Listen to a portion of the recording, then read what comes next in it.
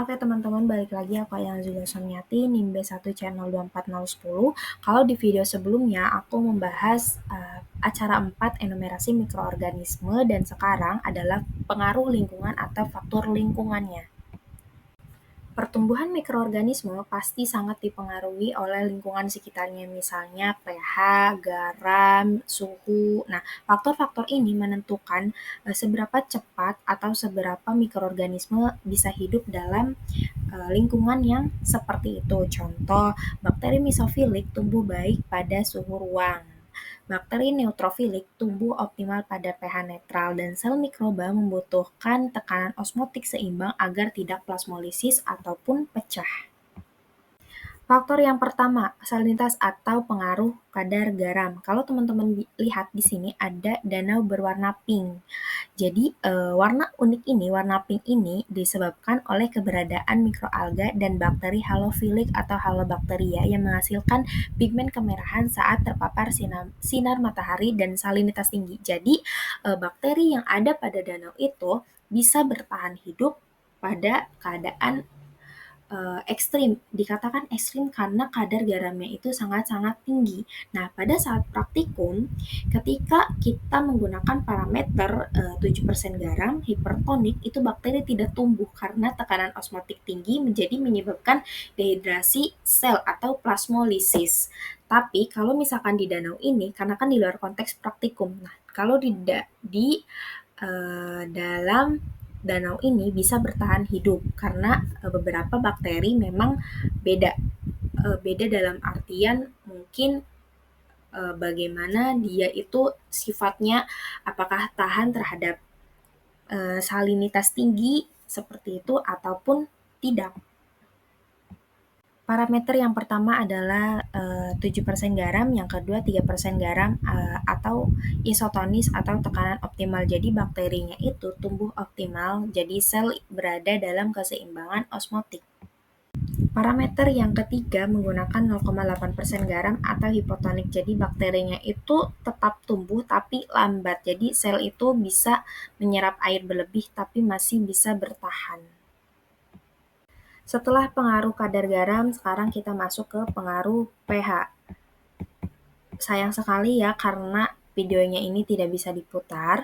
Jadi pH atau derajat keasaman ketika pada saat praktikum, ketika pH 7 atau netral, pertumbuhan optimal sesuai sifat neutrofilik.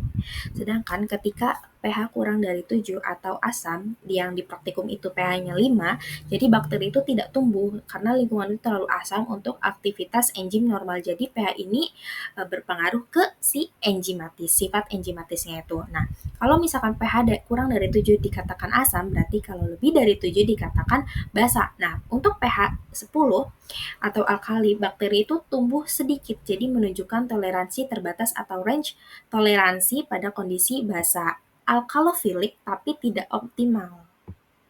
Faktor selanjutnya ada suhu. 4 derajat Celcius, bakteri tidak tumbuh karena tidak tahan terhadap suhu rendah. Jadi aktivitas enzimnya itu menurun. Ketika berada di suhu ruang atau mesofilik, bakteri tumbuh optimal. Jadi menunjukkan bakteri yang digunakan itu bersifat mesofilik. Kalau misalkan pada suhu 50 derajat Celcius, bakteri tidak tumbuh menunjukkan bakteri itu tidak termofilik.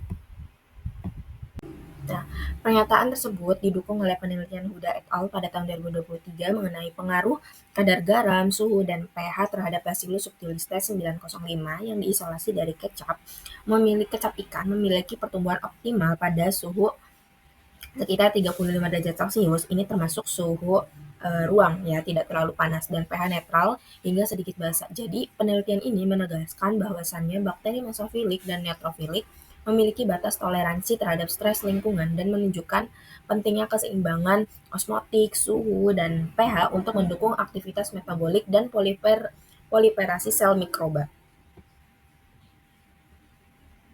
Selanjutnya aplikasi praktis dari hasil eksperimen ini. 7% garam hipertonik bakteri itu kan tadi tidak tumbuh ya, jadi bisa digunakan untuk pengawetan makanan asin seperti ikan asin, saus kecap, daging, gitu kan. Nah, Terus, konsentrasi garam 4%, hasil penelitian Ladensi pada tahun 2024 menunjukkan bahwa terasi nabati dengan konsentrasi garam 4% dan lama fermentasi 15 hari menghasilkan terasi nabati dengan kualitas terbaik. Jadi ini juga bisa digunakan dalam pembuatan terasi. Selanjutnya ada pH asam. Bakteri itu tidak tumbuh, jadi pengawetan dengan asam seperti acar, cuka, ataupun saus tomat fermentasi. Aplikasi selanjutnya, pada suhu 4 derajat Celcius dingin, itu kan bakteri tidak tumbuh ya. Nah, aplikasi yang bisa kita gunakan adalah penyimpanan di kulkas untuk memperlambat pembusukan sayur, buah, susu, dan daging olahan. Nah, kalau misalkan di suhu yang panas, contoh 50 derajat Celcius, bakteri itu kan juga tidak tumbuh. Jadi kita bisa menggunakan pemanasan atau pasteurisasi untuk membunuh bakteri, contoh susu pasteurisasi, jus botolan, atau makanan kaleng. Nah, kesimpulan dari hasil praktikum ini apa sih teman-teman? Jadi bahwasannya pertumbuhan mikroorganisme ini sangat dipengaruhi oleh kondisi lingkungan seperti kadar garam, suhu, dan pH. Bakteri hanya dapat tumbuh optimal di kondisi yang seimbang, yaitu kadar garam yang sedang 3%, suhu ruang mesofilik, dan pH netral tidak kurang dari 7 ataupun tidak lebih dari 7. Nah, pada kondisi ekstrim seperti garam tinggi, suhu dingin, ataupun panas, serta pH terlalu asam ataupun terlalu basah, pertumbuhan bakteri terhambat atau tidak terjadi sama sekali. Hal ini menunjukkan bahwa setiap mikroorganisme memiliki jang, jang, bukan hanya mikroorganisme, tetapi semua makhluk hidup mempunyai range toleransi, batas toleransi tertentu. Sehingga pemahaman mengenai ini, pengaruh lingkungan ini dapat diaplikasikan dalam kehidupan sehari-hari, misalnya untuk pengawetan dan pengolahan makanan. Sekiranya itu yang dapat saya sampaikan. Ini merupakan pustaka yang saya gunakan dalam penulisan laporan ini. Mohon maaf apabila ada kesalahan. Terima kasih. See you.